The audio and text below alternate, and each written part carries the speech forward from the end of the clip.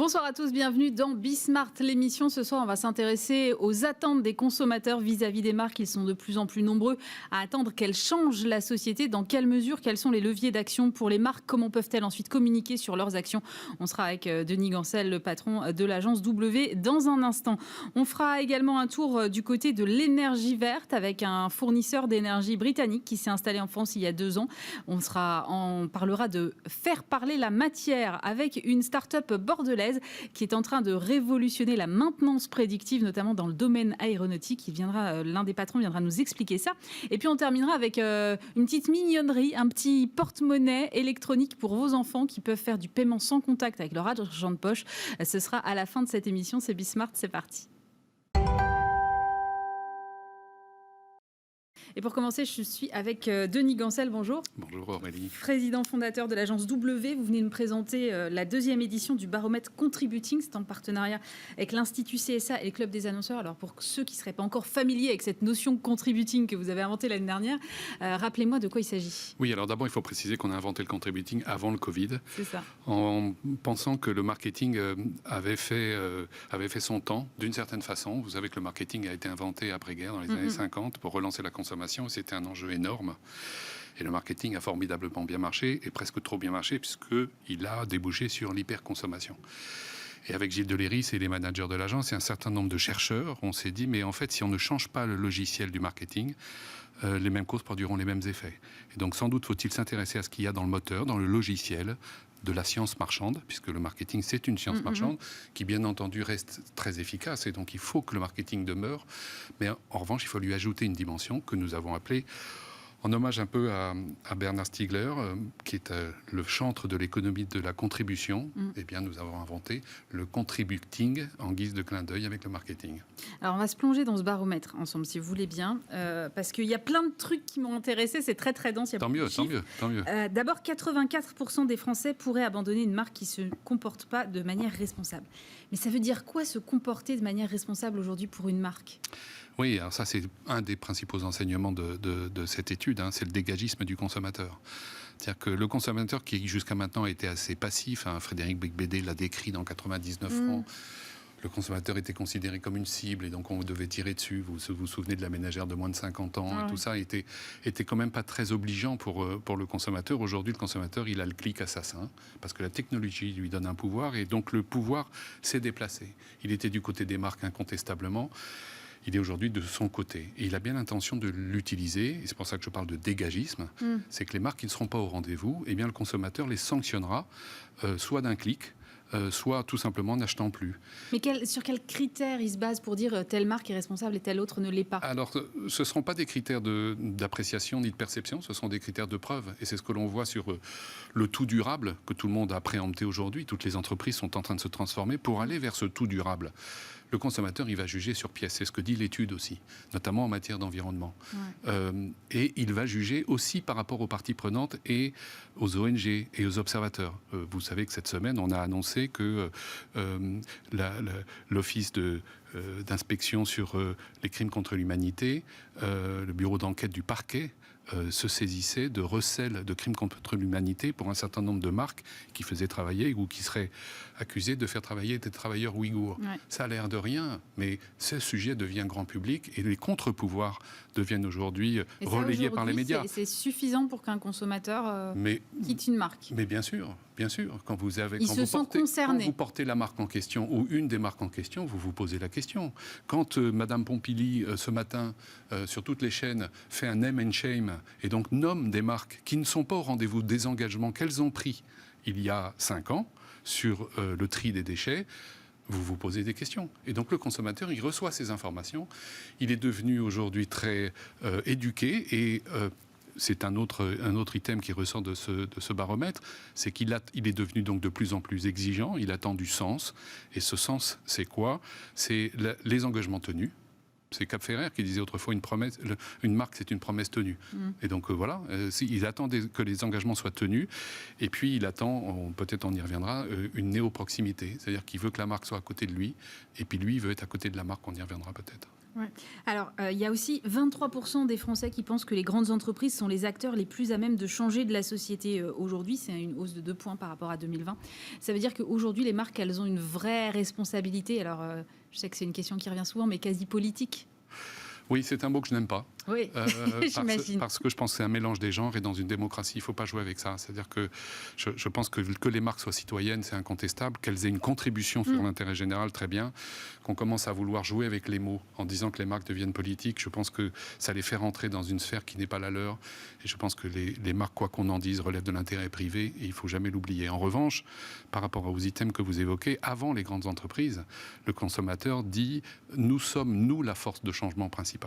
Et ça, c'est ça qui est intéressant. C'est-à-dire que qu'est-ce que dit le consommateur ? Il dit la consommation n'est pas le problème, c'est la solution.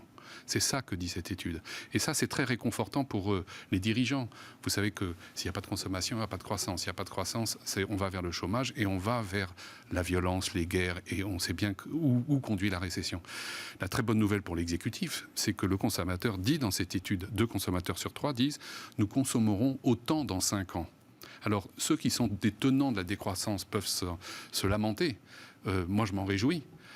Simplement, ça met toutes les marques et les consommateurs face à une responsabilité qui est quelle est cette nouvelle consommation qu'il faut inventer ? Parce qu'elle sera là, la consommation.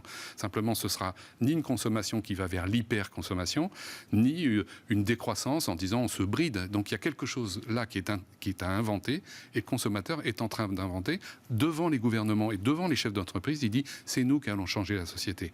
Donc j'insiste, on va voir la consommation autrement. La consommation, c'est pas simplement un élément, un item économique et le consommateur n'est pas simplement un agent économique, c'est un agent profond de changement de la société. Oui, mais je suis d'accord avec vous sur le point de vue, il ne faut pas que l'entreprise devienne politique. Et en même temps, quand on parle d'entreprise à mission, est-ce qu'on ne les induit pas un peu dans ce champ-là ? C'est autre chose. L'entreprise à mission, qui est un héritage de la loi Pacte, qui est une avancée formidable, alors que le reporting, et vous le savez mieux que personne, est devenu trimestriel, donc on est dans une folie de court terme, c'est de proposer une proposition. La loi n'impose rien, c'est ça qui est extraordinaire, c'est de proposer à l'entreprise de voir plus loin et de se fixer une mission qui peut être à 15 ans, qui est à 20 ans, avec précisément des parties prenantes, avec des observateurs extérieurs qui sont garants de la promesse tenue. Et ça, c'est intéressant, parce que ce n'est pas l'entreprise qui s'auto-certifie. Ce sont des parties prenantes, des audits externes, qui vont voir si l'entreprise est bien dans l'axe de sa mission, dont on sait bien qu'aujourd'hui, la mission doit être incontestablement sociétale. C'est le mot politique qui me fait réagir. Je pense que c'est, encore une fois, on a la chance d'être dans une démocratie, on est dans un paradoxe incroyable. Le consommateur, c'est 100% de participation. Le citoyen, aujourd'hui, c'est quoi ? C'est 20% de participation aux dernières élections. Donc ça m'invite d'ailleurs à dire aux politiques, peut-être apprenez à mieux comprendre le consommateur, vous comprendrez mieux le citoyen. Alors, sur quel levier, une fois qu'on a dit ça, sur quel levier est-ce que peuvent agir les marques sur le plan sociétal ? Parce que le champ est vaste, donc est-ce qu'il faut qu'elles agissent sur le plan, je sais pas, de l'inclusion, sur le plan de l'environnement ? Les attentes des consommateurs ne sont pas tout à fait les mêmes. Comment est-ce qu'ensuite elles communiquent ? Parce que c'est bien beau de faire des choses, mais encore faut-il pouvoir le dire et l'expliquer aux consommateurs si on veut derrière effectivement déclencher l'acte d'achat. Oui, alors d'abord, ça dépend du secteur dans lequel vous êtes. C'est-à-dire qu'il n'y a pas de loi intangible de ce qu'il faut faire dans l'absolu. Tout ça est relatif quand vous êtes dans le domaine de l'énergie ou dans le domaine de l'industrie ou dans le domaine de la santé, qui sont les secteurs qui sont les plus attendus avec l'alimentation, qui sont les secteurs dans le baromètre où il y a le plus d'attentes par rapport à l'engagement sociétal.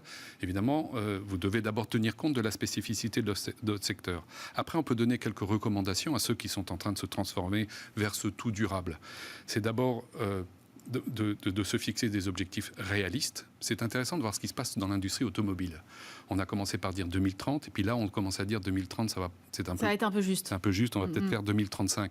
Le consommateur et les parties prenantes ont très bien compris ça, que à l'échelle d'une industrie comme l'automobile, ça ne pouvait pas se faire en un claquement de doigts. Donc je pense qu'il y a une grande maturité aujourd'hui du consommateur. Le consommateur, il attend quoi ? On l'a dit tout à l'heure, il attend que les promesses et que les engagements soient tenus. C'est pour ça que le name and shame de Mme Mme Pompili va être efficace. C'est que aujourd'hui, on disait souvent, il ne faut pas se faire prendre par la patrouille.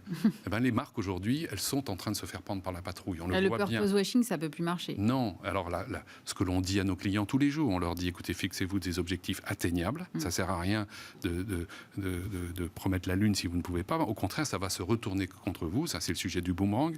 Et puis, il y a quelque chose qui m'est cher, c'est la stratégie du jalon. C'est-à-dire, dites à quels les bouées de passage de votre transformation. Et dites-les, prenez des engagements. Et lorsque vous passez une bouée de passage de votre transformation, vous devez communiquer sur ces jalons. Parce que d'abord, c'est source d'encouragement, c'est source de progrès. Et donc, cette communication informative, au bout du compte, elle devient transformative. Alors, dans les leviers, justement, pour les marques qui sont cités en premier, évidemment, il y a tout ce qui est engagements environnementaux, évidemment, ça semble logique.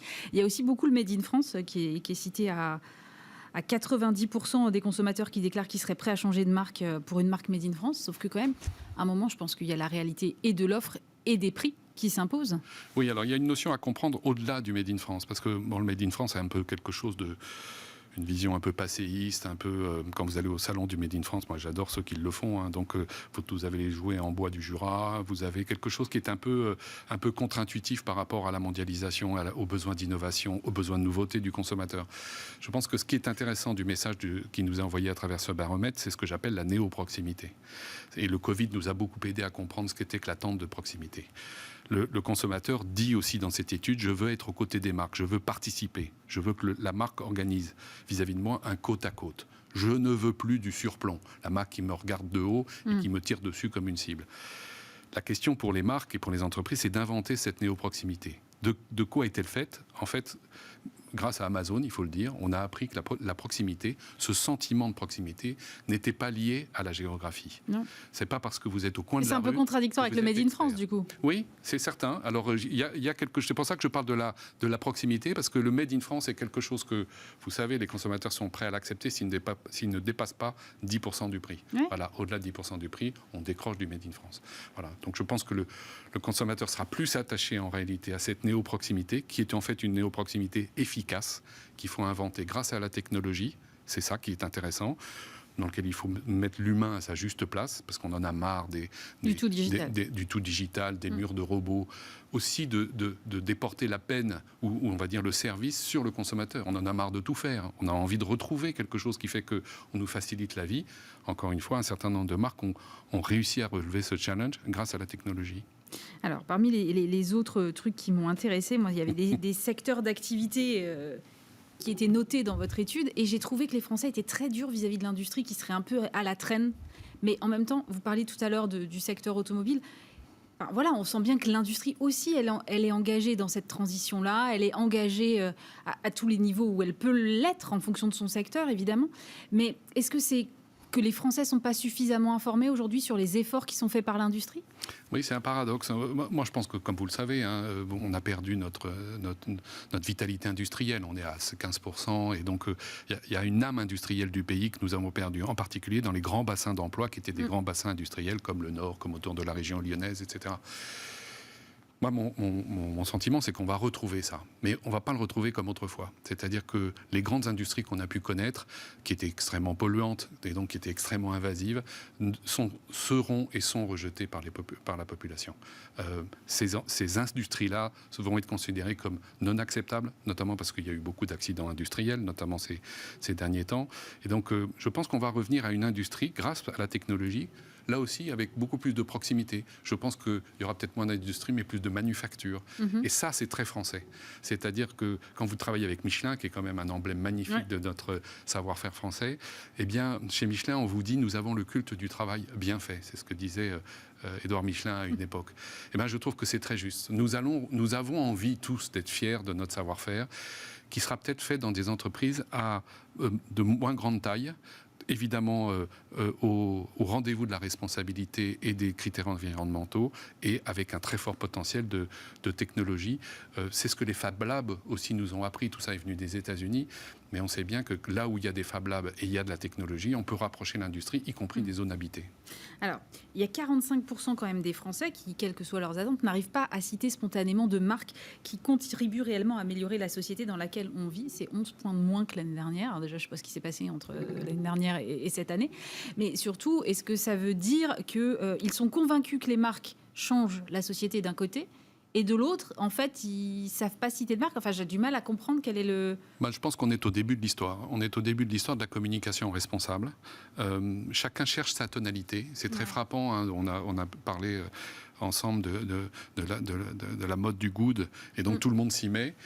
Donc peut-être que le consommateur se méfie aussi par rapport à ce greenwashing que vous évoquiez avec la vitrine est belle mais il ne faut pas trop aller regarder derrière.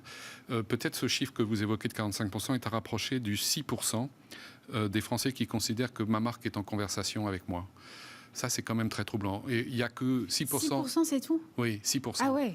Mais ça vient du marketing. Ça vient d'une posture de marque qui est je suis en surplomb et je vais m'adresser à mon consommateur comme une cible et comme un client final sur lequel je vais bombarder des messages. Le consommateur, il le dit de façon extrêmement explicite dans cette étude, il ne veut plus de ça. Voilà. Il dit c'est fini. J'ai l'impression qu'aujourd'hui, les marques, elles conversent tout le temps avec leurs consommateurs, elles fournissent du contenu, elles sont sur les réseaux sociaux, elles sont... Oui, mais la question fondamentale, c'est celle que vous avez adressée là, c'est quelle place je laisse au consommateur. Je le dis à mes clients tous les jours. Le benchmark, ça suffit pas. Faire des personas, ça suffit pas. Faire des pré-tests ou des post-tests, ça suffit pas. Aujourd'hui, il faut co-créer avec le consommateur. C'est pas de la démagogie. C'est que si vous ne le faites pas, si vous n'organisez pas une présence effective des consommateurs en essayant de mieux les comprendre, mieux comprendre leurs attentes, vous ne serez pas au rendez-vous de l'histoire. Je le pense vraiment. Les outils que nous avons aujourd'hui, qui sont des outils un peu classiques, sont insuffisants. Je pense qu'il faut les puiser, par exemple, dans le design thinking, qui est une technique extraordinairement performante. Ce n'est pas une technique qui est née de la publicité, c'est une technique qui est née de l'innovation. Je pense que ça, c'est formidable. Nous faisons ça chez W, mais d'autres acteurs le font. On est frappé de ça, c'est qu'il y a un tel besoin d'innovation, Simplement, au cœur de cette innovation, il faut placer l'usage, l'expérience et donc le client. C'est peut-être plus facile pour des marques jeunes d'être en conversation avec leur communauté. Oui, je pense qu'il y a moins d'inertie. Il y a un vrai sujet par rapport à l'interne. On a eu des expériences dans l'histoire de W où il ne faut pas que l'innovation avec des équipes externes soit mal prise par l'interne. Et donc la question, c'est l'empowerment de l'interne, en disant quels outils je mets en place pour dire mais on va y arriver nous-mêmes. On ne va pas appeler un cabinet Théodule pour apporter des idées extérieures. Et si on était capable de le faire nous-mêmes? Et l'inclusivité des clients dont je parlais, elle est valable aussi pour l'interne. Pour une raison simple, Aurélie, c'est que l'interne est aussi consommateur. Voilà. Ça, souvent c'est les premiers consommateurs de la marque. Mais oui, quand on a la chance d'avoir 150 000 personnes à bord dans une grande entreprise, ou même dans une PME, ou même dans une ETI, si vous regardiez vos collaborateurs comme autre chose que des employés, mais aussi des consommateurs et des usagers de votre marque ou des marques, laissez-leur leur place, écoutez-les, et vous innoverez plus facilement. Alors qu'il y a quand même des consommateurs qui citent des marques spontanément. Alors parmi les marques qui sont citées spontanément, c'est très très divers. Il y a Danone, EDF, Leclerc, Biocop, Amazon, Engie, Carrefour, Amazon, Peugeot, Apple, Veolia, SNCF. Est-ce que ça veut dire que les engagements des marques sont finalement pas assez lisibles aujourd'hui et du coup on a quelque chose qui n'a pas vraiment de cohérence? Non, je ne crois pas. Je pense qu'il y a des marques qui sont très sincères et qui sont engagées dans ce mouvement responsable depuis très longtemps. J'observe d'ailleurs que beaucoup des marques que vous avez citées sont des marques qui contiennent leur programme dans leur nom. C'est le cas de Biocop, c'est le cas de Jardiland, c'est le cas de Gamme Vert, c'est le cas du Bon Coin. Cette néo-proximité dont je parlais, cette posture éthique est déjà marquée dans le nom. Ça, c'est intéressant. La deuxième chose, c'est qu'il y a des marques plus importantes que vous avez citées, comme Carrefour, comme la SNCF, comme EDF, qui se sont engagés dans une transformation avant tout le monde. Et donc, la transition alimentaire chez Carrefour, par exemple. Non, mais il ne faut pas s'étonner que le consommateur, quand même, s'en aperçoive. Et donc, il le note. Et donc, grand bien leur face et bravo. Donc, j'allais dire bravo aux vainqueurs et danger aux vaincus. C'est ça qu'il faut aussi voir à travers ce que vous avez évoqué tout à l'heure en disant qu'aujourd'hui, à 84%, le consommateur est prêt à sanctionner celles qui ne sont pas nommées, parce que je suis convaincu que le consommateur se détournera de ces marques-là. D'où l'importance de pouvoir communiquer et bien entendu de prendre les engagements qui vont bien. Alors justement, vous avez fait le classement des marques les plus contribuantes. Donc effectivement, dans le haut du classement, il y a Biocop, Le Bon Coin, Jardiland, Pfizer, Vinted ou Gamme Vert. A contrario, dans les secteurs les moins bien notés, on trouve des opérateurs de téléphonie mobile, des banques, des transporteurs, des acteurs de l'énergie. Et c'est là où, encore une fois, je me pose la question du degré d'information réelle du consommateur, parce que les banques, par exemple, elles sont là pour financer aussi la transition des entreprises. Elles ont des programmes ISR. Donc, le regard du consommateur reste quand même défiant vis-à-vis de ces établissements-là, qui pourtant, je pense, prennent leur part aussi de ces transformations. Oui, la question c'est les consommateurs le savent-ils ? Et quel travail font ces institutions, ces banques et ces marques pour rendre témoin le consommateur de leur progrès ? Encore une fois, les consommateurs n'attendent pas que les marques disent voilà, ça y est, on est totalement vertueux, c'est formidable. Pas du tout ça. Ils attendent au contraire un discours de vérité en disant écoutez, c'est difficile. Apple le fait magnifiquement bien, par exemple. La prise de position d'Apple sur l'aspect responsable commence par dire nous savons qu'il y a encore beaucoup à faire. Voilà cette attitude humble qu'attend le consommateur. Il le dit, il le crie dans le baromètre. Et donc, si j'avais quelques recommandations à faire pour les marques, en disant qu'est-ce que je fais ? La première chose, c'est d'avoir conscience que nous sommes, je crois, à un moment de bascule assez historique sur le changement de statut du consommateur. Voilà. Il n'est plus celui que l'on a travaillé depuis 70 ans. Il a changé. Est-ce que vous le connaissez aussi bien que vous le croyez ? Est-ce que vous avez les bons outils pour le comprendre ? Sa psychologie, c'est extrêmement important de mieux le connaître. Une fois que vous le connaissez mieux, eh bien, il faut lui laisser une place. Il faut lui laisser une place dans votre organisation. Et pas simplement dire oui, j'ai fait le pré-test, c'est bon, on va y aller. Non, il faut être en permanence en contact avec le consommateur pour organiser ce côte à côte. Et puis dernier point, c'est cette stratégie du jalon qui m'est chère. C'est le fait de dire voilà, on se fixe un objectif. Test and learn, comme dit ma fille, c'est important. C'est pour ça que j'ai aimé l'initiative d'Olivia Grégoire sur la plateforme Impact. Voilà, c'est nouveau dans le contexte français. C'est mettez vos données sur une plateforme à Bercy et puis comparez-vous et puis on va essayer. Voilà, nous on s'est mis sur cette plateforme pour progresser. On s'est pas mis sur cette plateforme pour faire les malins et pour dire qu'on était les meilleurs. Non, on s'y est mis pour dire ça va nous obliger à progresser. Et je pense que toutes les entreprises de France devraient y aller. Est-ce qu'elles doivent, les entreprises, finalement choisir un cheval de bataille ? Parce qu'on ne peut pas être à la fois bon partout. Donc est-ce qu'elles doivent, en fonction de leur secteur, se dire ma priorité, c'est X ou Y action ? Oui, vous avez raison, c'est une sorte de cantonnement. Vous avez la phrase de Bourbon-Busset qui dit « Les rives sont la chance du fleuve, en l'enserrant, elles l'empêchent de devenir marécage ». C'est une jolie phrase qui résume beaucoup la stratégie des entreprises. Oui, il faut choisir son combat. C'est pour ça que je ne suis pas du tout à l'aise avec l'idée de l'entreprise politique, parce que là, on est dans un marécage illégitime. Qu'est-ce que vient foutre l'entreprise dans la politique ou dans le politique ? Je pense que c'est un abus de langage, et donc il faut faire très attention. Mais en revanche, à chaque fois qu'une entreprise, c'est le cas d'Arkema avec les matériaux, par exemple, ou c'est le cas de l'industrie automobile sur les sujets d'environnement avec des critères de zéro émission de façon très tangible et vérifiée. À chaque fois que l'entreprise choisit son combat, elle est dans le vrai. Et c'est intéressant, c'est ce combat-là et rien d'autre, parce qu'on ne peut pas tout faire, et c'est déjà très bien. Elles doivent être précurseurs du changement ou elles doivent accompagner le changement ? Elles doivent proposer le changement. En tout cas, elles ont compris, parce que ça c'est aussi notre nouveauté, c'est que le changement, le responsable, le vert, l'écologie, a été souvent considéré au titre de la RSE comme une norme extérieure qui était imposée à l'intérieur de l'entreprise. Qu'est-ce que faisaient les entreprises ? Je suis autour des années 2000. On mettait 2-3 personnes dans un bureau en disant tu me fais le rapport développement durable, mais surtout tu ne touches pas à mon business model. Qu'est-ce qui se passe aujourd'hui ? C'est que c'est totalement le mouvement inverse qui se produit, qui est un mouvement merveilleux de transformation et qu'il faut soutenir. C'est des entreprises qui, de l'intérieur vers l'extérieur, ont décidé de se transformer pour des raisons objectives de business. Si elles ne se transforment pas, elles seront en danger de mort. Elles le savent, elles n'auront plus de clients. Voilà. Donc, et la société les éjectera. C'est ce que dit le baromètre. Voilà. Le consommateur considère qu'il est le principal levier de changement de la société, avant les gouvernements. Voilà. On peut le regretter, mais c'est un fait. C'est pour ça que je dis, et si la consommation était la solution et pas le problème. Je le crois vraiment. D'autant plus que finalement, les consommateurs disent qu'ils vont continuer à acheter. 62% des Français prévoient de consommer toujours dans 5 ans, ce que vous disiez tout à l'heure. Finalement, ça veut dire que le champ d'action, il est réel. Le porte-monnaie restera toujours un très bon moyen d'agir en fait. Aurélie, l'INSEE dit 6% de croissance cette année. Ouais. Et je pense moi je suis d'accord avec Nicolas Bouzou, on est au début des 10 glorieuses. C'est ça qu'il faut préparer. Et la question, c'est comment on considère le consommateur et comment on accélère la transformation sans que la machine s'emballe trop, parce qu'il y a des équipes internes aussi auxquelles il faut penser. Je suis frappé, il n'y a jamais eu autant de communication, de changement à l'intérieur des entreprises, parce que quand on a un effectif, il faut qu'il évolue. Il faut qu'il évolue, et ça n'est pas... On a affaire à une mutation. Voilà. Et ce matin, je travaillais avec un client sur le sujet de la communication de l'innovation.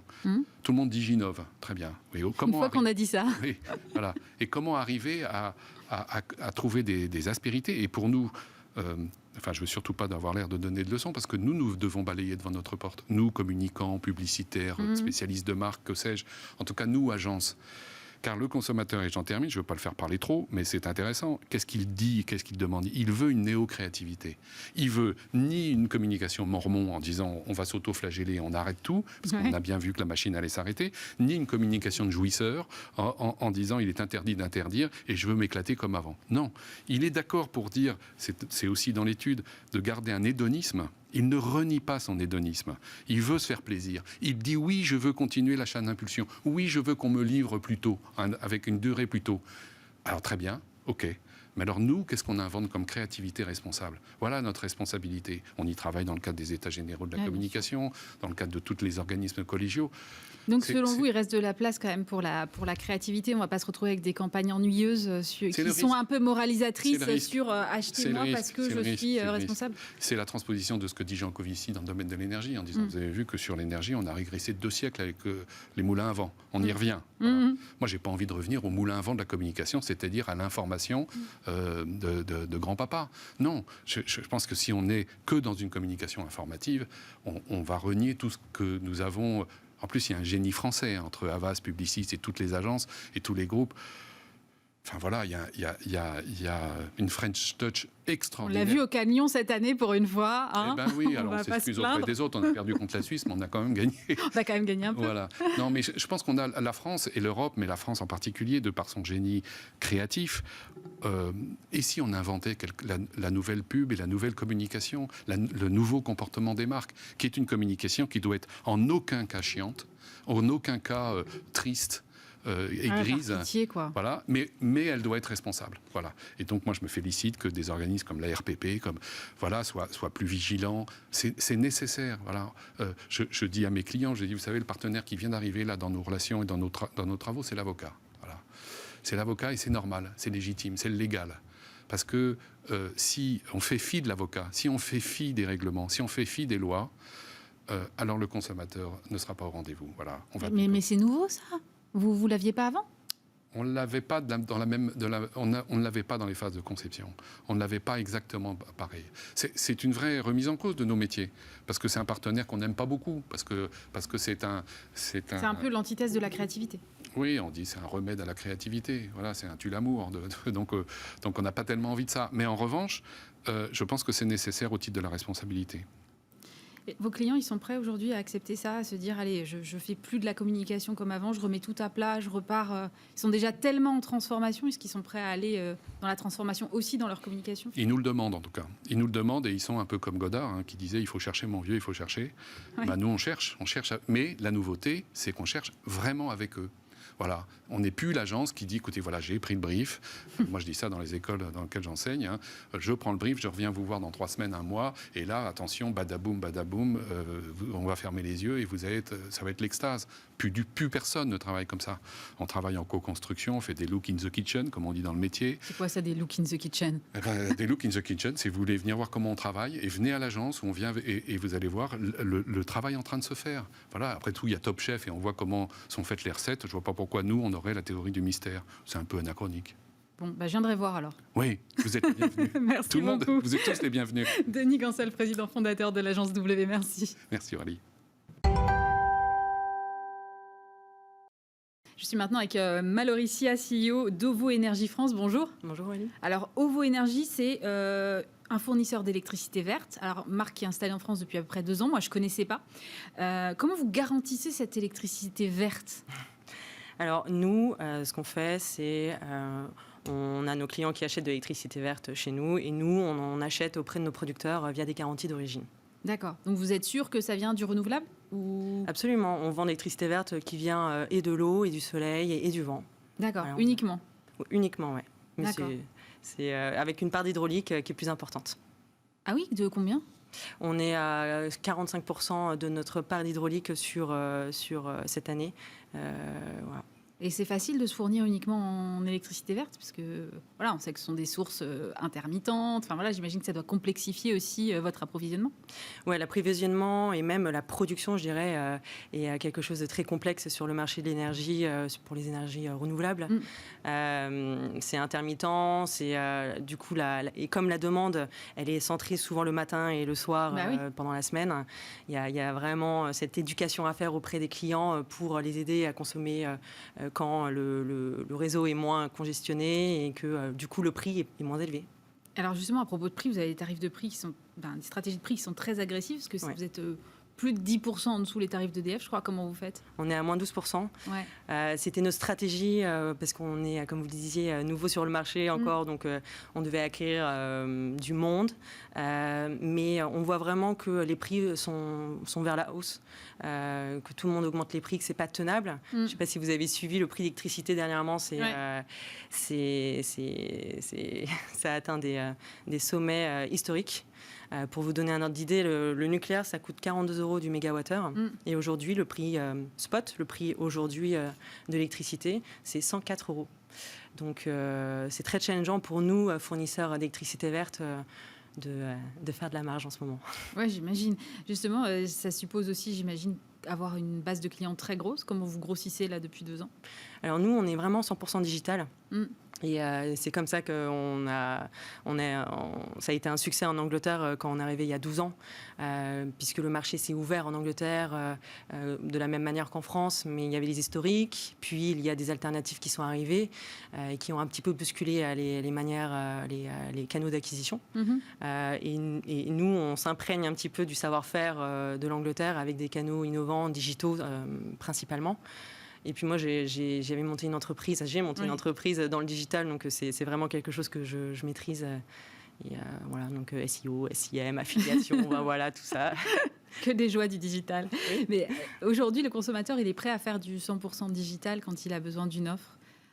Vous vous chargez de tout ensuite, de faire le lien avec son ancien fournisseur ? Comment ça fonctionne ? Ça prend vraiment, c'est pas mensonger quand on dit que ça prend 5 minutes de changer de fournisseur. Vous venez avec votre numéro unique, votre PDL, comme on dit, pour vous identifier, et votre IBAN pour payer. Évidemment. Et soit sur Internet, soit au téléphone si vous avez besoin qu'on vous accompagne, mais principalement sur Internet, vous rentrez vos informations. Et nous, après, on se charge de communiquer avec Enedis le changement de fournisseur et vous ne vous rendez même pas compte finalement du changement de fournisseur chez vous. Puisque l'électricité continue, vous n'avez pas de coupure, oui, heureusement, on n'a pas de coupure, j'imagine. Surprise. Vous le disiez, en Angleterre, vous avez un peu disrupté le marché quand vous êtes arrivé. Et il y avait des fournisseurs historiques. Évidemment, en France, il y a aussi des fournisseurs historiques. Et puis, il y a des gros mastodontes comme Total, par exemple, Total Énergie, qui n'étaient pas sur ce marché, qui s'y sont mis aussi. Est-ce qu'il y a de la place pour tout le monde aujourd'hui ou est-ce qu'à un moment, il va y avoir un mouvement de consolidation, surtout entre des acteurs plus petits ? Alors clairement, le marché français est très compétitif. On est 40. Et il y a les gros... 40 ? On est une quarantaine, ouais. Ah oui, je ne me rendais pas compte. Ouais, on est beaucoup. Ce qui fait franchement pas sens. Et le marché va se consolider. Il s'est consolidé en Angleterre, il va se consolider en France. Les taux d'acquisition ne font que croître. Et c'est juste pas viable sur le long terme. Donc à un moment, il va y avoir des fermetures, il va y avoir des rachats. Et puis on va avoir de moins en moins d'acteurs. C'est finalement ceux qui ont les reins les plus solides et qui savent innover pour attirer le plus de personnes. Voilà. Nous, on a la chance d'avoir une licorne anglaise qui nous back. Donc on est plutôt serein. Et c'est la raison pour laquelle on est arrivé aussi il y a 2 ans. On pourrait se dire, mais pourquoi vous êtes venus alors qu'il y a tant de personnes déjà sur le marché ? Et non, on est plutôt serein. En plus, on apporte de la technologie innovante, donc on s'amuse bien. Alors justement, vous le disiez tout à l'heure, vous avez monté une entreprise avant une start-up qui s'appelait Zensoon, que vous avez vendue à Treatwell. Oui. Comment est-ce qu'on passe d'entrepreneur à salarié d'une boîte ? Parce que c'est pas du tout la même vie.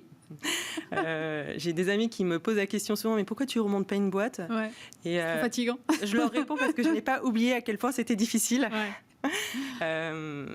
Non, mais franchement, j'ai pris beaucoup de plaisir. Je l'ai montée très jeune, cette entreprise. Ouais, j'avais 21 ans. Vous avez fini vos études juste, ouais, Ouais, c'était pendant les études que j'ai travaillé sur Zensoon. Je l'ai vendu 3 ans plus tard. Je suis restée 3 ans DG. Donc là, j'étais employée, salariée. Ouais. Et après, c'est surtout que j'ai rencontré Toby, en fait, le directeur international de OVO Énergie, qui m'a fait vouloir rejoindre l'aventure. J'ai vraiment eu un crush professionnel. Oui, professionnel, absolument, pour lui. Et ensuite, j'ai rencontré les équipes françaises qui avaient déjà été recrutées et je me suis dit que c'était chouette, qu'on pouvait écrire une belle histoire ensemble. Et vous avez envie de vous investir davantage sur le plan environnemental, pas uniquement sur le plan de l'énergie. Vous accompagnez en ce moment... en tant que sponsor, Arthur Germain, qui est le fils d'Anne Hidalgo et de Jean Germain, qui remonte la Seine à la nage. Alors, c'est 774 km en 52 jours, ça fait quand même beaucoup. J'étais un peu surprise de ce choix, parce que c'est un choix un peu politique quand même. Qu'est-ce qui a poussé OVO à accompagner ce jeune homme ? Alors, Arthur... déjà, il a 19 ans et c'est une personne que j'admire beaucoup. Il a déjà traversé la Manche, c'est déjà pas mal. Ouais. Et surtout, il porte des valeurs que moi, je partage personnellement. La valeur sportive, puisque, comme vous le disiez, nager plus de 700 km en autonomie totale, donc sans aide, où il tire son kayak de 100 kg derrière lui tout en nageant. Voilà, c'est un exploit que j'admire. Je veux bien croire. Et puis, j'ai fait beaucoup de compétitions dans ma vie. Donc un peu de natation en compète. Alors j'ai vraiment pas son niveau, mais en tout cas on a pu échanger sur ce que ça nous apporte au quotidien finalement de faire la compète, mais aussi tout ce qui est écologie, puisqu'il descend la Seine. Pas que pour le défi sportif, mais aussi pour mettre en valeur la beauté de nos paysages, de la Seine, de toute la biodiversité, en fait, de notre patrimoine naturel qu'il faut chouchouter et qu'on ne chouchoute pas suffisamment. Et il prend, par exemple, tous les jours un petit peu de la Seine pour voir à quel point elle se pollue le long de son cours. Et donc c'est pour ça que j'ai voulu sponsoriser et accompagner Arthur et vraiment loin de toute considération politique. D'accord. Alors vous avez réalisé justement une étude IFOP dans ce cadre. Il y a notamment un truc qui m'a intéressée sur l'écologie. Un Français sur 2 estime qu'il est plutôt correctement sensibilisé et seulement 16% qu'ils sont tout à fait sensibilisés. Je trouve que c'est assez faible quand même.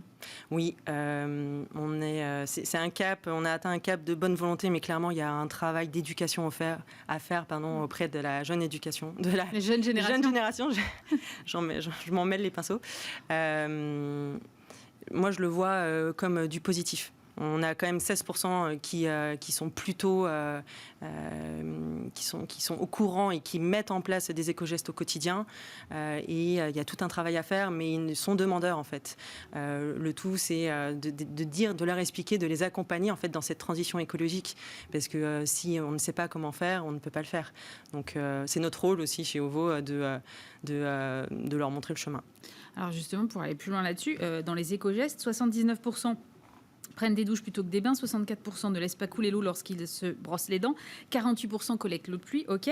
Mais alors ce qui m'intéresse, c'est que ces chiffres sont plus faibles chez les 18-24 ans et plus élevés chez les plus de 65 ans, alors que pourtant on dit beaucoup que la jeune génération est très engagée pour le climat, c'est elle qui descend dans la rue. C'est quoi ? C'est faites ce que je dis, pas ce que je fais ?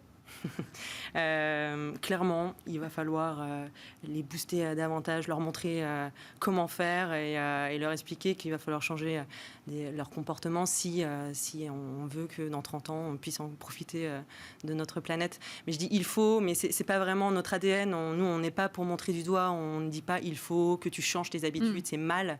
Mais on est plutôt rejoignez-nous et on va vous dire, on va vous expliquer comment faire par de simples éco-gestes qui ne coûtent franchement pas beaucoup d'efforts, comme, je sais pas, éteindre son ballon d'eau chaude quand on part en vacances, éteindre les lumières quand on sort de sa chambre, voilà, faire du vélo et pas de la moto. Bon, voilà, des simples choses qui sont à mettre en place et évidemment prendre des douches, de préférence au bain. Mais on n'est pas là à interdire de prendre des bains une fois de temps en temps, c'est pas la fin du monde. C'est marrant, votre positionnement sur l'eau, c'est pas forcément quelque chose qu'on attend de la part d'un fournisseur d'électricité. Ça veut dire quoi, que vous envisageriez, par exemple, d'aller sur une diversification et devenir fournisseur d'eau ?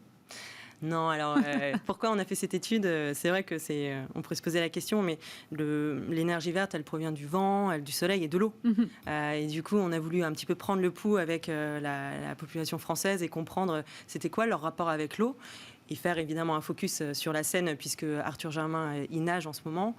Et l'idée, c'est de mettre, maintenant qu'on a les chiffres, et qui nous étonnent, vous en avez mentionné un, mais il y en a plusieurs qui sont étonnants finalement, de les mettre en avant et d'espérer que des actions soient mises en place pour pallier à tout ça, par rapport à la nage ou même aux éco-gestes, à l'environnement.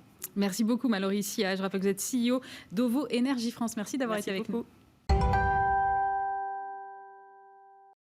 Et je suis maintenant avec Mehdi Elafed. Bonjour. Bonjour. Vous êtes le cofondateur de Touch Sun City. Vous êtes l'un des lauréats du concours Total EDEC Entreprendre dont Bismart était partenaire il y a quelques mois. Alors l'idée de Touch Sun City, c'est de faire parler la matière pour justement pouvoir avoir des informations en termes de maintenance. Vous allez nous expliquer les applications concrètes. Mais d'abord, comment est-ce que vous arrivez à faire parler les matériaux ?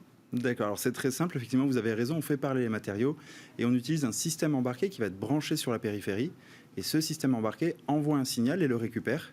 Et en étudiant le signal envoyé par rapport au signal reçu, on va être capable de faire une reconstruction du matériau. Alors à quoi ça ressemble concrètement ce système embarqué ? Eh bien, imaginez une carte de Météo France, par exemple. Vous avez des jeux de couleurs du bleu jusqu'au rouge. Et on va avoir la même chose, on va avoir donc notre matériau en 2D avec ce jeu de couleurs qui va montrer différentes déformations, impacts, avec des échelles qui vont varier en fonction de l'intensité de ces déformations. Parce que l'idée, c'est de pouvoir le mettre sur des matières pour qu'ensuite vous récoltiez en temps réel, à peu près, si je comprends bien, des informations sur d'éventuels impacts. Donc j'imagine que ça a des applications, par exemple, dans l'aéronautique ou dans l'automobile. Alors, il y a deux choses. Soit on peut utiliser le matériau tel quel, où on n'a pas besoin de rajouter de revêtements, et c'est là toute la subtilité de la technologie. Alors là, notamment, vous allez m'expliquer parce que... Alors imaginez, on va brancher ce système embarqué sur la voilure d'un avion, son aile, et on va être capable... grâce à ce matériau qui va devenir un système de captation, de voir en temps réel les impacts ou les bird strikes, c'est-à-dire les chocs d'oiseaux pendant le vol. Et quand l'avion atterrit, on va être capable de connaître la santé de l'appareil en temps réel et être capable de focaliser la maintenance sur les zones sensibles ou de mettre l'avion de côté s'il a subi trop de déformations. Et dans d'autres cas où le matériau est pas compatible ou pas optimal, notamment par exemple dans le ferroviaire, on va être capable de mettre un revêtement parce que c'est un matériau que nous avons nous-mêmes créé et c'est cette fois-ci ce revêtement qui va servir de système de captation. Et on va pouvoir détecter les impacts de gravier par exemple sur la carrosserie d'une voiture ou d'un train. Alors, attendez que je comprenne bien. Votre système embarqué, si vous le mettez par exemple sur la carlingue d'un avion, ça ressemble à quoi ? Ça ressemble à un patch que vous posez, mais dans ces cas-là, il ne prend pas l'ensemble de l'avion en considération. Comment ça fonctionne ? Du tout, c'est une carte de visite. Imaginez un petit composant électronique qui fait la taille d'une carte de visite qu'on va simplement brancher sur la périphérie de notre matériau, donc via différents points de contact sur l'aile. Et c'est uniquement comme ça qu'on va être capable de récolter les données, dans le cas où le matériau est compatible. Et si le matériau n'est pas compatible ou qu'il nécessite beaucoup de puissance de calcul, et c'est toujours difficile d'embarquer des serveurs sur un avion, dans ce cas-là, on va utiliser un revêtement de type film adhésif. Donc en fonction du cas d'usage, de la précision et surtout de la puissance énergétique ou la puissance de calcul disponible, on va jongler entre les deux solutions qui sont la même technologie mais appliquées différemment. Alors votre film ou votre patch, finalement, c'est pas l'essentiel de la techno. La techno, elle est, j'imagine, derrière tout ce qui est logiciel pour pouvoir analyser les données que vous recevez. Tout à fait. L'innovation, la grande partie de l'innovation se situe sur deux axes. La première, c'est l'étude des caractéristiques du matériau pour en déduire des modèles mathématiques, parce que chaque matériau, chaque pièce et même le même matériau, mais avec des formes différentes, vont avoir des réactions différentes.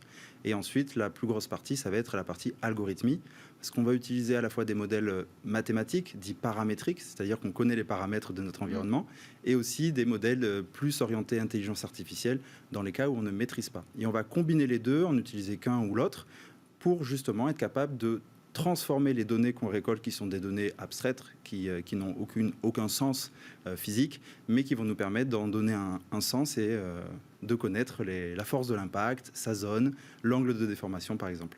Et j'imagine que ça doit faire gagner énormément de temps en termes de maintenance, parce que si vous savez exactement où aller chercher la faille et comment la réparer, parce que vous savez quel type de faille vous allez trouver, effectivement, on gagne du temps et de l'argent potentiellement. Effectivement, je peux vous donner deux exemples concrets. Ouais. Si on prend un avion de chasse, souvent, quand il va subir un choc lié à soit pendant le vol ou soit justement dans le hangar au niveau d'une aile, ça va prendre entre 2 et 4 mois d'immobilisation pour le réparer, d'identifier et s'assurer que tout fonctionne. Ah oui. Avec notre technologie, on va être capable de focaliser la maintenance, donc de réduire ce délai.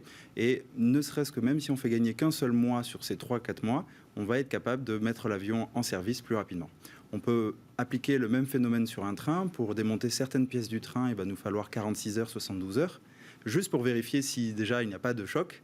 Avec notre technologie, on va pouvoir savoir s'il y a un choc et donc nous permettre de définir si oui ou non on démonte et ou si l'appareil peut continuer à être en service sans avoir besoin de perdre du temps sur le démontage.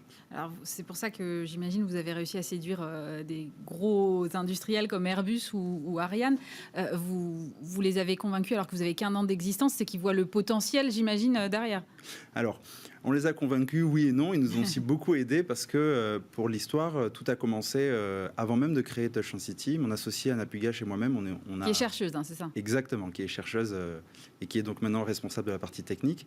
On a écumé les salons en tant que visiteurs pour présenter notre concept au grand groupe. Et c'est Airbus et Ariane Group notamment qui nous ont posé beaucoup de questions, qui ont orienté notre réflexion et qui nous ont permis de monter en compétences et en maturité sur les difficultés de la maintenance prédictive.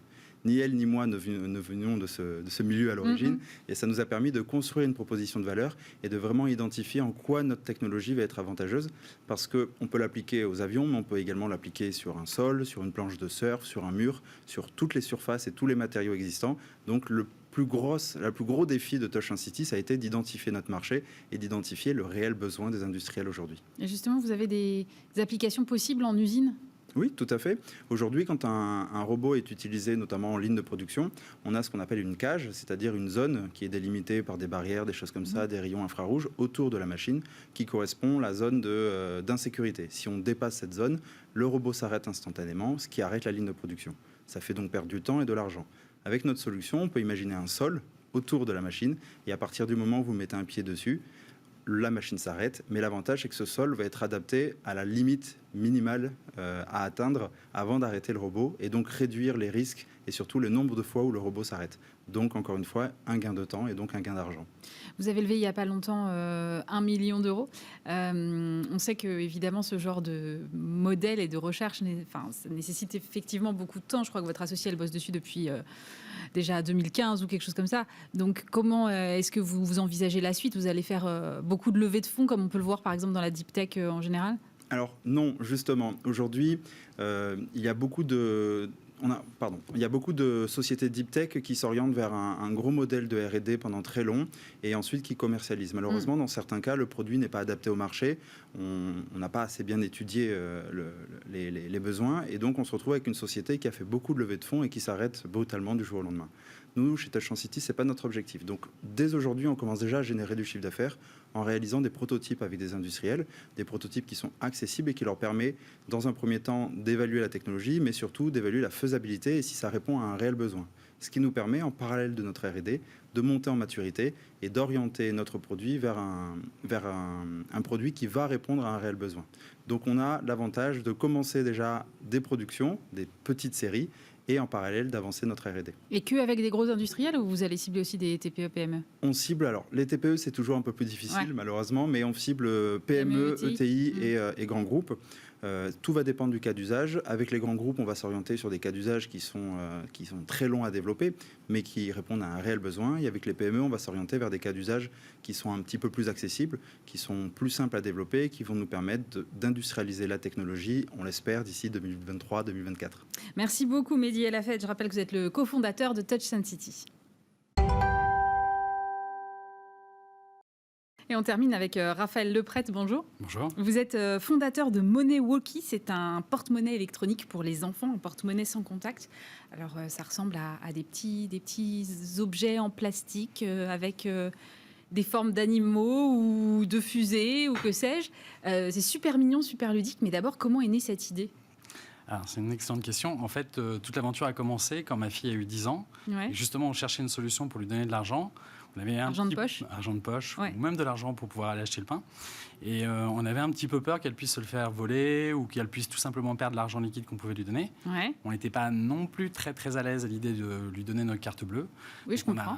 on a cherché une solution sur la place et c'est avéré qu'il n'y avait rien. Donc on s'est dit que la bonne idée, c'était de le créer et de partir sur une solution qui soit parfaitement adaptée à leurs besoins, qui soit à la fois sécurisée et qui permette de donner de l'autonomie. Alors ça marche comme une carte bancaire en fait. Alors c'est très très simple. En fait, effectivement, c'est un tout petit Boîtier. device, un petit boîtier sur lequel on revêt une petite coque en silicone. D'accord. Et ça permet de payer sans contact dans tous les commerçants qui possèdent un TPE, un terminal de paiement sans contact. C'est-à-dire aujourd'hui, surtout après la pandémie, Oui, j'imagine quasiment tous. tout le monde. Et donc, ça vous permet de payer jusqu'à 50 euros. Et les commerçants, ils hallucinent pas quand ils voient des mômes arriver avec ça. Parce que- Toujours, systématiquement. Ils hallucinent et une fois que le petit paiement accepté apparaît sur l'écran, généralement au contraire, ça crée plutôt un moment de convivialité avec l'enfant, plutôt un moment de sourire et généralement ils veulent en savoir plus. Et l'enfant, de la même façon, est très fier d'avoir joué un tour et d'avoir surpris le commerçant. Donc J'imagine, ouais. ça marche dans les deux sens. Et lorsque l'opération est réalisée, en fait, le tout est lié à une application qui est embarquée généralement sur le téléphone du parent. Ouais. Et cette application permet aux parents de le recharger avec sa carte bancaire ou par virement. Et ça permet également de recevoir une notification en temps réel. Donc le parent qui veut savoir comment l'argent est utilisé peut être notifié sur son téléphone et peut mettre également des règles de gestion un petit peu plus draconiennes que celles des 50 euros autorisés par la loi. Donc si vous voulez mettre un plafond parce que votre enfant est jeune à 10 euros par mois, vous avez cette possibilité, ou même mettre un plafond quotidien également. Et le tout est dans une petite application qui est également disponible pour les enfants et qui leur permet aussi d'économiser. Donc, une petite tirelire qui leur permet de se donner des objectifs d'économie. Et on a également intégré toute une dimension éducative dans l'application. On va y revenir parce que moi, alors, je trouve le principe hyper malin et en même temps, moi, j'ai des enfants. Je me dis, alors c'est peut-être parce que effectivement, je suis un peu vieille maintenant, mais je me dis quand même, tout l'apprentissage de l'argent, c'est quand même, ça passe par la tirelire. Moi, ma fille, elle adore compter ses petites pièces, me montrer combien elle en a dans son porte-monnaie. Et je me dis, là, c'est de l'intangible, en fait. Est-ce que l'éducation est la même avec de l'intangible ?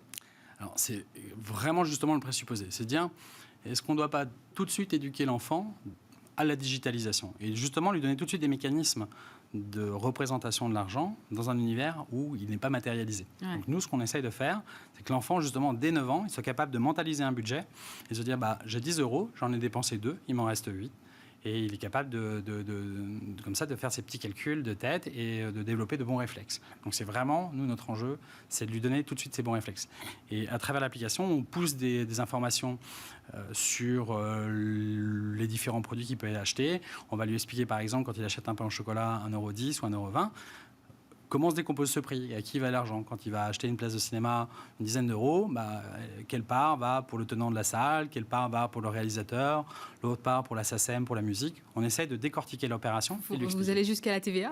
On va jusqu'à la TVA, ça fait partie d'une partie significative de la dépense. Et effectivement, c'est intéressant que l'enfant comprenne qu'il y a aussi une partie qui va pour le bien public. Et donc oui, on explique tout ça. Et on essaye de le sensibiliser à un certain nombre de choses hyper importantes. Parce que thésauriser, c'est une chose intéressante. Apprendre à dépenser intelligemment et de manière responsable en est une autre. Et nous, on voulait également le sensibiliser à la générosité et lui montrer que cet argent pouvait également permettre d'aider son prochain. Donc, on a mis en place des partenariats avec des grandes associations, des fondations, comme la Fondation des hôpitaux, présidée par Madame Macron, ou Tara Océan, qui défend, comme son nom l'indique, la préservation. Voilà. Et l'idée, c'est de permettre aux enfants de faire des petits dons de 1, 2 euros, voilà, les montants étant pas vraiment très importants. Mais l'idée, c'est juste de leur expliquer que cet argent est aussi une arme pour pouvoir aider et faire changer les choses. Et que même s'ils sont jeunes, même s'ils n'ont pas encore le pouvoir de voter, ils ont quand même le pouvoir de changer les choses à travers chacun de leurs achats. Donc c'est une vraie responsabilisation de l'acte de consommation. Vous êtes lancé l'année dernière. J'imagine qu'avec effectivement la pandémie, ça a dû vous aider quelque part dans le sens où aujourd'hui, le sans contact est devenu une référence. Ouais. Alors ça n'a pas été évident de lancer une société en pleine pandémie. Ça, je veux bien comprendre. Mais le contexte y est plutôt favorable, effectivement. L'usage s'est développé.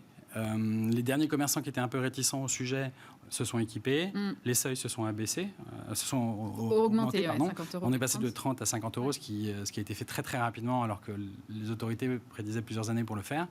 Donc oui, on a une démocratisation et un usage qui s'est élargi de ce genre de pratique, donc c'était plutôt favorable pour nous. Voilà. Et les parents, c'est vrai, pendant un an, on leur a expliqué qu'il ne fallait pas toucher l'argent liquide parce qu'il était potentiellement porteur de microbes et de virus. Et donc, aujourd'hui, ils ont du mal à se dire, si moi, on m'en empêchait, je vais donner à mon enfant aujourd'hui de l'argent liquide. Donc oui, on a un contexte plutôt favorable. C'est quoi la cible, là ? Alors, quel âge ? On commence à travailler avec des enfants de 6-7 ans. Ouais. Et les enfants qui sont les plus à l'aise avec l'objet ont 9, 10, 11 ans. Donc à 6-7 ans, c'est vraiment des achats accompagnés. On est avec le parent qui va accompagner son enfant à la boulangerie, faire les premiers achats. Et à 9-10 ans, c'est vraiment de l'achat autonome. Donc l'enfant a pris l'autonomie, capable de traverser la route seul, d'aller à la boulangerie. Et il va faire ses premiers achats. Ça correspond au CM2, 6e, entrée de 6e, 5e. C'est vraiment, on a beaucoup l'essentiel de nos consommateurs qui ont cet âge-là. En revanche, on a des gens aussi qui sont un peu plus âgés. On a des parents qui n'ont pas donné le hockey à leurs enfants. Qui l'ont gardé pour eux. On traque certaines consommations à des heures anormales et on sait que c'est nécessairement pas un enfant. Voilà. C'est des adolescents, en fait. C'est des adolescents qui payent des verres avec un panda, effectivement. En même temps, j'en connais 2-3 à qui ça irait très bien, effectivement. Mais comment est-ce que vous voyez le développement ? Parce que vous auriez pu faire un truc aussi avec un écran digital où le solde s'afficherait. Là, ça nécessite quand même que l'enfant il ait aussi accès à une autre application pour voir combien il lui reste. C'est un peu compliqué. Alors, nous, on a finalement rematérialisé la matérialisation de la pièce auquel vous êtes attaché. Finalement, on le retrouve à travers un objet. Oui, c'est vrai. Et il y a cette possession quand même d'une chose. On ne voulait pas non plus pousser les enfants vers les écrans.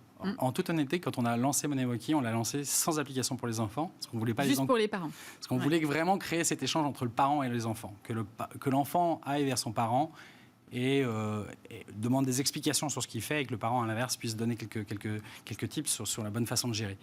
Il s'est avéré que les parents étaient très, très demandeurs d'autonomiser leurs enfants en la matière et que surtout l'âge du premier smartphone a extrêmement baissé puisqu'on est à peine à 10 ans aujourd'hui. Et donc, il fallait équiper ces enfants. Donc, on l'a sorti un peu en dernière minute pour satisfaire leurs besoins. Et aujourd'hui, on a des enfants qui l'embarquent effectivement sur leur téléphone. Donc, on a ces deux aspects. Mais on est très content que ce soit un objet physique et qu'aujourd'hui, ça nous permette aussi de faire quelque chose d'un petit peu différent qui n'existe pas sur le marché. Et vous êtes accompagné par un acteur bancaire ou... Non. Enfin, on utilise des technologies bancaires, on utilise la technologie Mastercard notamment, on utilise des technologies d'une société qui s'appelle Trésor, qui loue des services bancaires. Filiale de la Société Générale. C'est une filiale de la Société Générale, effectivement. Mais on n'a pas de partenaire à proprement parler. C'est plutôt des prestataires avec lesquels on travaille. On est très fiers de travailler avec eux. Et aujourd'hui, non, on n'est pas adossé à une banque. D'accord. Bon, en tout cas, merci. C'est très mignon et je pense qu'effectivement, ça doit séduire pas mal d'enfants.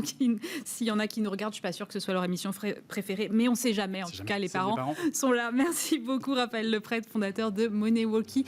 C'est la fin de cette émission. Merci de nous avoir suivis. Lundi, vous retrouvez évidemment Stéphane Soumier et puis nous, on se retrouve vendredi prochain. Passez un très bon week-end sur Bismart.